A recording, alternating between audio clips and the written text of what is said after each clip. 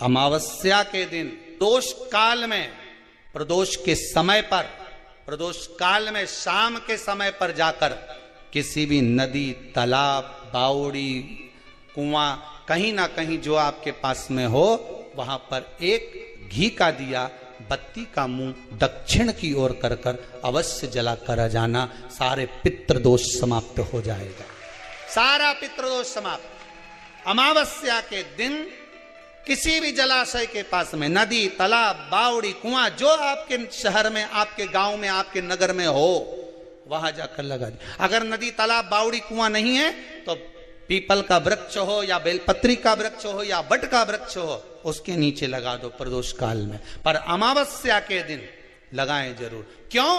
क्योंकि अमावस्या के दिन पितृ शाम के समय प्रदोष काल में शंकर भगवान का नाम जाप कर कर नदी, तालाब, बावड़ी पर पानी पीने जाते हैं।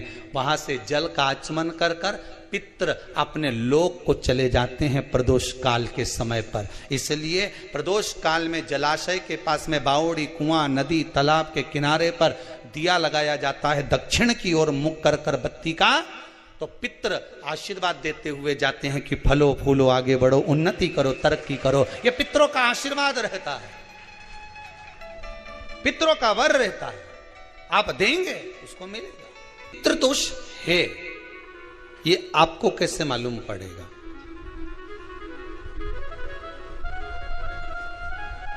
पितृ भूखे हैं, इसका तो वर्णन हमने पहले कर दिया कि रात्रि को जब आप सोने के बाद में 1-1.5 घंटे बाद अगर आपकी नींद खुल जाए, 1 घंटा 1.5 घंटा आप सो लिए, उसके बाद जो नींद खुली तो 1-1.5 घंटे तक अगर आपको नींद नहीं आ रही है, रात्रि को सोने के बाद में 1 घंटे बाद जब उठे तो आपको प्यास लग गई, भूख लगने लगी, प्यास लगने लगी कि मेरे को पानी पीना पड़ेगा, घबराहट हो रही, पानी पीना पड़ेगा। 1-1.5 घंटे सोने के बाद अचानक नींद खुले और आपको प्यास लगे, समझ लेना आपके पितृ भूखे हैं और प्यासे हैं, भूखे और प्यासे हैं, उनको जल की जरूरत है। किसी भी नदी में, सरोवर में, कुंड में, बावड़ी में, तालाब में, आप तीर्थ में जाकर जब स्नान करते हैं तो स्नान करने के बाद एक काम का नियम बना लो कि अपने हाथ की अंजलि में जल लेकर अपने पूर्वजों को देना है। प्यासे रहते हैं, भाग मांगते हैं, प्राप्त करना। 3 वृक्ष पितरों के तुल्य हैं। पहला पीपल, दूसरा बट वृक्ष, तीसरा बेलपत्र का वृक्ष। ये पितरों के तुल्य हैं। अगर आपको रात्रि में नींद नहीं आ रही है, ऐसा लगता है कि रात्रि को 1 घंटा 1.5 घंटा सोने के बाद कुछ गलत गलत विचार आने लगते हैं, नींद सुबह 3 बजे तक, 4 बजे तक नहीं आती, 4 बजे के बाद फिर नींद आती है, तो एक प्रैक्टिकल जरूर कर कर देखना। एक प्रैक्टिकल करने में क्या जाता है? प्रयास करने में क्या कुछ जाता है क्या? प्रैक्टिकल कर कर देखना कि कहीं सीओर वाला महाराज झूठ तो नहीं बोल रहा है। तो प्रैक्टिकल करने में कुछ नहीं जाए। 1 लोटा पानी लो, उसमें थोड़ा सा कच्चा दूध डाल लीजिए, श्राद्ध पक्ष चल रहा है, बेलपत्री का पेड़ या पीपल का पेड़ या बट का पेड़, इन पेड़ के नीचे ले जाकर उस दूध को दोपहर में सुबह 10 बजे से लेकर 12 बजे के बीच में ले जाकर चढ़ा दीजिए। रात्रि को फिर ना आपको प्यास लगेगी, ना भूख लगेगी, नींद एक बार लगी तो सुबह ही खुलेगी। प्रैक्टिकल करने में क्या जाता है? पानी डालने में तुम्हारा कुछ जाएगा? अरे बोलो तो सही। प्रैक्टिकल करने में क्या जाता है? कुछ भी नहीं बिगड़ेगा। ये तो बस जल डालोगे तुम्हारा ही कुछ अच्छा हो सकता है, बाबा की कृपा। 3 वृक्ष पितरों के तुल्य हैं। पहला जम के बोलिए पीपल, दूसरा बट वृक्ष, तीसरा बेलपत्री का वृक्ष।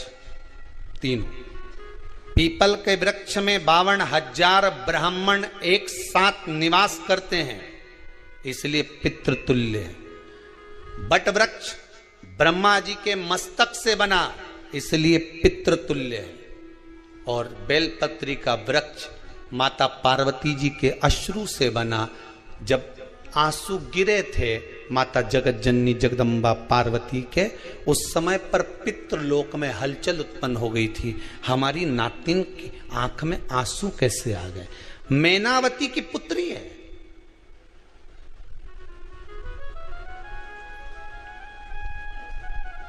पितरों की नातिन, इसकी अश्रु कैसे गिर गए?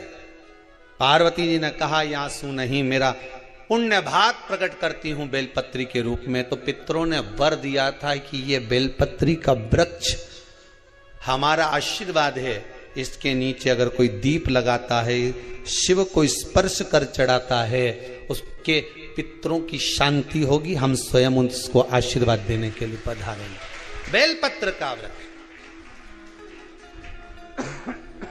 पितृतुल्य।